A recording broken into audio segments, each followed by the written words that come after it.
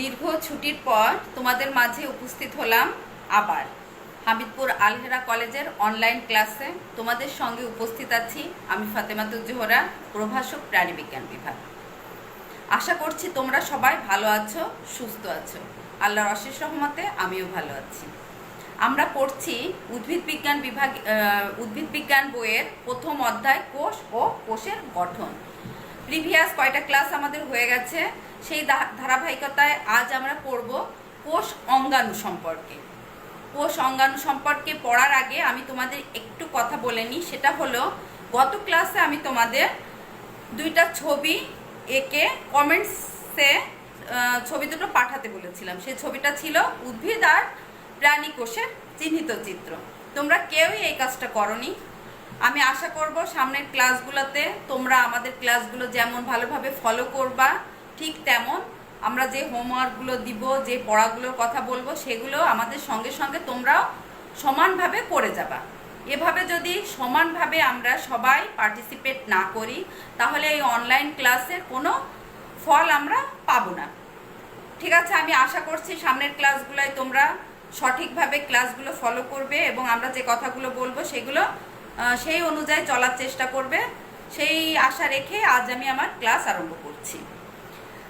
এইখানে দেখা যাচ্ছে দুইটা ছবি, একটা হলো প্রাণী কোষ আর একটা হলো উদ্ভিদ কোষ। এই কোষের ভিতরে অনেক কোষ অঙ্গাণু উপস্থিত থাকে, যেটা আমরা ইলেকট্রন মাইক্রোস্কোপের মাধ্যমে, অনুবীক্ষণ যন্ত্রের মাধ্যমে দেখতে পাই। আজ আমরা সেই সম্পর্কে তোমাদের অবহিত করব বা পড়ার চেষ্টা করব।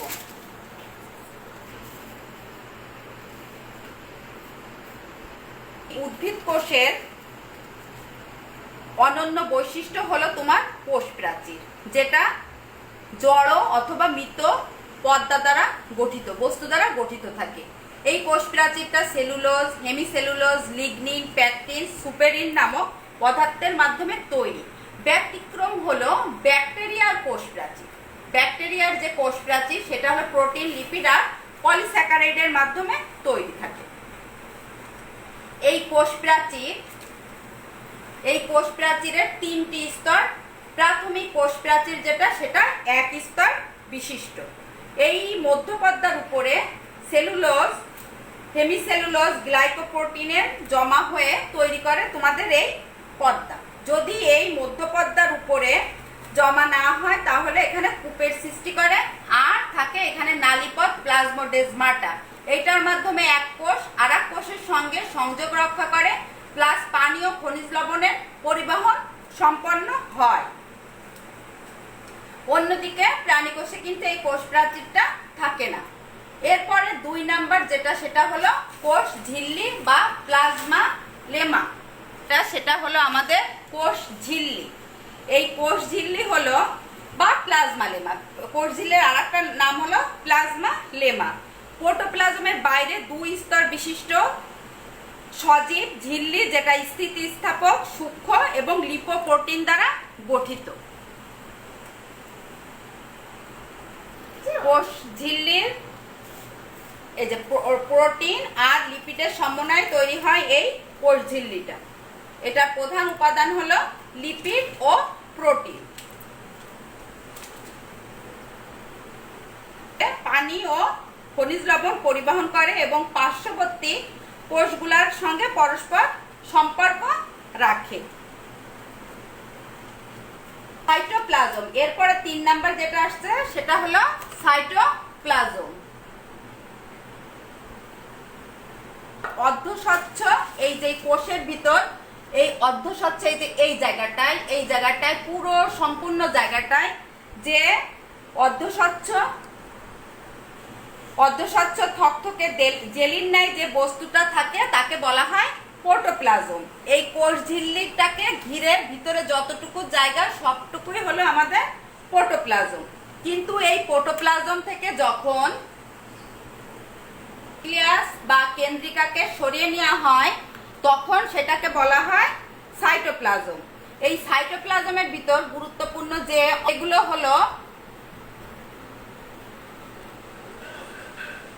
গুরুত্বপূর্ণ সাইটোপ্লাজমীয় অঙ্গাণু আছে, যে অঙ্গাণুগুলো হলো mitochondria, plastid, centrosome, ribosome, Golgi বস্তু, এন্ডোপ্লাজমিক রেটিকুলাম, কোষ গহ্বর, লাইসোসোম, নিউক্লিয়াস বা কেন্দ্রিকা। এই কোষ অঙ্গাণুগুলো নিয়ে তৈরি হয় প্লাজম। আমরা কোষ ঝিল্লি, কোষ প্রাচীর এবং সাইটোপ্লাজমীয় অঙ্গাণু সম্পর্কে দেখলাম। এখন আমরা যেটা দেখব সেটা হলো কোষ ঝিল্লির গঠন।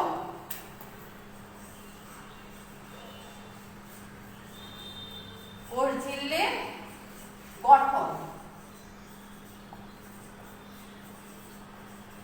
আমি আগেই বলেছি, কোষ ঝিল্লিটা দুই স্তর বিশিষ্ট, এবং এটা কি দিয়ে তৈরি? লিপিড ও প্রোটিন। এখন এই কোষ ঝিল্লির গঠন সম্পর্কে বিভিন্ন ধরনের মতবাদ আছে। তার ভিতর সর্বজন স্বীকৃত মতবাদ হলো ফ্লুইড মোজাইক মডেল, যেটা আমাদের জন্য একটা ইম্পর্টেন্ট টপিকস। এটা সিকিউ গতে আসে। তাহলে আজ আমরা দেখি ফ্লুইড মোজাইক মডেলের গঠনটা কেমন। 1972 সালে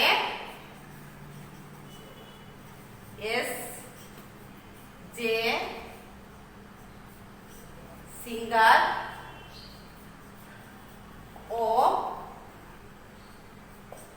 জি.এল. নিকলসন এই দুইজন বিজ্ঞানী মিলে তোমার ফ্লুইড মোজাইক মডেলটা প্রণয়ন করে, যেটা সর্বাধিক গ্রহণীয় একটা মতবাদ। এই মতবাদ অনুসারে এর স্তরটা হলো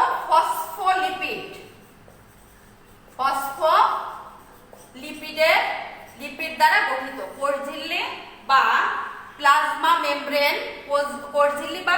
মেমব্রেন ফসফোলিপিডের দ্বারা তৈরি। এর উভয় স্তরে হাইড্রোকার্বন লেজটি সামনাসামনি এবং মেরু দুটো বিপরীত দিকে থাকে। আমরা আগে দেখে আসছি একটা উদ্ভিদ কোষের চিত্র। সেই চিত্র মনে করে এটা একটা উদ্ভিদ কোষের বাইরে এই হলো আমার, মনে করে এটা হলো কোষ ঝিল্লি বা প্লাজমা মেমব্রেন। এইটাকে যখন অতি সূক্ষ্ম ইলেকট্রনিক মাইক্রোস্কোপে দেখা হয়, তখন দেখা যায় এই রকম ওই একটা স্তরটাকে এইভাবে দেখা যায়। এরপর এটা যখন আরো সুন্দর করে দেখা যায়, তখন দেখা যায় যে এটা এইভাবে গঠিত। এই একটা লেয়ার, এই একটা লেয়ার।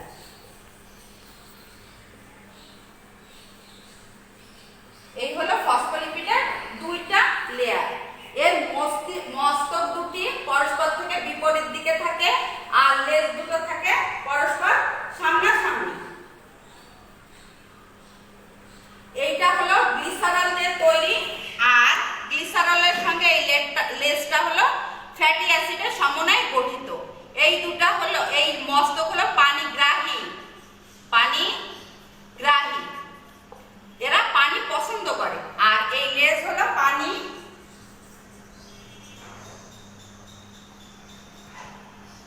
পানি রোধী বা পানি বিদ্বেষী। হাইড্রোফোবিক। এই ফোবিক আসছে ফোবিয়া বা ভয় পাওয়ার থেকে, মানে এরা পানিকে অপছন্দ করে। এই লেজ দুটো পানিকে অপছন্দ করে বলে এরা পরস্পর মুখোমুখি থাকে। কারণ আমরা জানি আমাদের শরীরে 75% হলো পানি, এবং কোষের ভিতরে বাইরে সব দিকে পানি। যে কারণে এরা কি করে, এই মস্তকগুলো পানির দিকে থাকে আর লেজগুলো পানির বিপরীত দিকে এইভাবে অবস্থান করে। তাহলে এই যে ফ্লুইড মোজাইক মডেল, এই মডেল অনুযায়ী প্রথমে আমরা যেটা দেখতে পেলাম সেটা এখানে কি থাকে, ফসফোলিপিড বাই লেয়ার, মানে ফসফেট আর লিপিডের বাই লেয়ার, মানে দুইটা স্তর। মস্তক দুটো গ্লিসারল আর লেজ দুটো ফ্যাটি অ্যাসিডের সমন্বয়ে গঠিত। এরপরে যে জিনিসটা থাকে সেটা হলো মেমব্রেন প্রোটিন। এরপরে যে জিনিসটা থাকে সেটা হলো মেমব্রেন প্রোটিন। মেমব্রেন মানে হলো তোমার বাইরের আবরণ, আর এখানে কি প্রোটিন থাকে তাই। এখানে মেমব্রেন প্রোটিন থাকে 3 ধরনের। এই হলো মনে করো বাইরের স্তর, এটা হলো ভিতরের স্তর।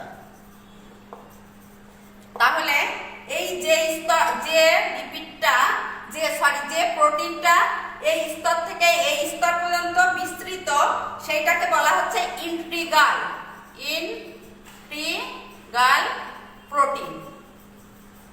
বাইরের সারফেস এবং ভিতরের সারফেস দুটো জায়গায় বিস্তৃত যে প্রোটিনটা, সেটার নাম হলো ইন্ট্রিগাল প্রোটিন।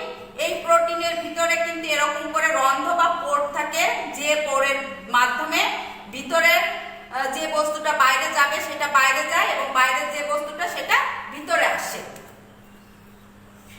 এইখানে কিন্তু সেই লেয়ার ফসফোলিপিডের যে বাইলেয়ার এপাশেও আছে, এপাশেও আছে। তাহলে আমরা মেমব্রেন প্রোটিন পেলাম, প্রথমে পেলাম একটা, যেটার নাম কি ইন্ট্রিগাল প্রোটিন, যেটা কি করছে ভিতরের স্তর এবং বাইরের স্তর দুই স্তরে বিস্তৃত। এরপর আসছে পেরিফেরাল। এইখানে আমি যে প্রোটিনটা এখন আঁকলাম, এই যে এটার নাম হলো পেরিফেরাল প্রোটিন।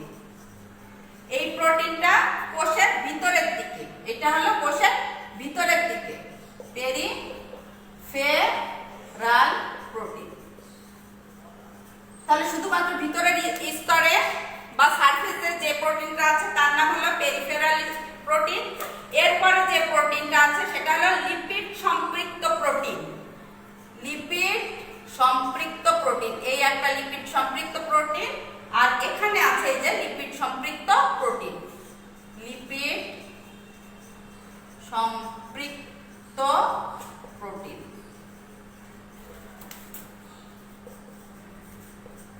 লিপিড সম্পৃক্ত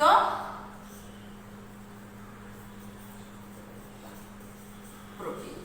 তাহলে প্রোটিন পেলাম আমরা তিনটা, ইন্ট্রিগাল, পেরিফেরাল আর হলো লিপিড সম্পৃক্ত। তাহলে লিপিড সম্পৃক্ত প্রোটিনটাকে কিন্তু আমি শুধুমাত্র বাইরের সারফেসে বা বাইরের স্তরে পেয়েছি, এটা কিন্তু ভিতরের স্তরে আমরা পাইনি। তাহলে আমরা পেলাম ফসফোলিপিড বাইলেয়ার, মেমব্রেন প্রোটিন। 3 নম্বরে যেটা পাই সেটা হলো গ্লাইকোক্যালিক্স। গ্লাইকোক্যালিক্স, এই গ্লাইকোক্যালিক্সটা কি জিনিস? এখানে আছে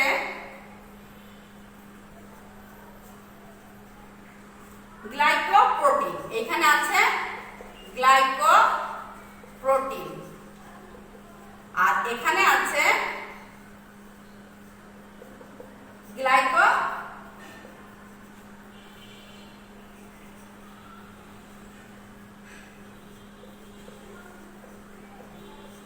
লিপিড।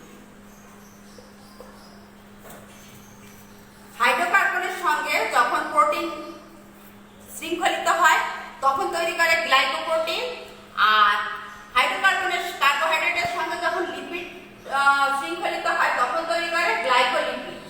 এই গ্লাইকোপ্রোটিন আর গ্লাইকোলিপিড দুটোকে একসঙ্গে বলা হয় গ্লাইকোক্যালিক্স।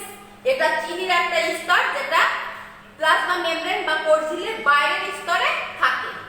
আর 4 নম্বর আর একটা জিনিস থাকে, সেটা হলো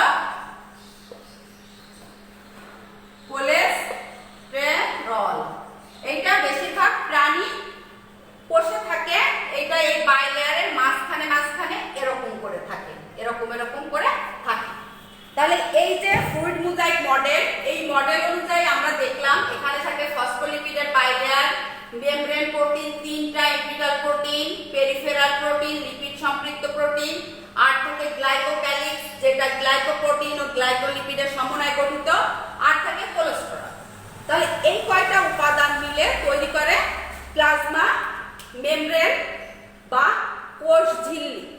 এই কোষ ঝিল্লির যে উপাদানগুলো আমরা দেখতে পেলাম, এই উপাদানটা কিন্তু যার যার স্থানে শেষে একদম ফিক্সড অবস্থায় থাকে না।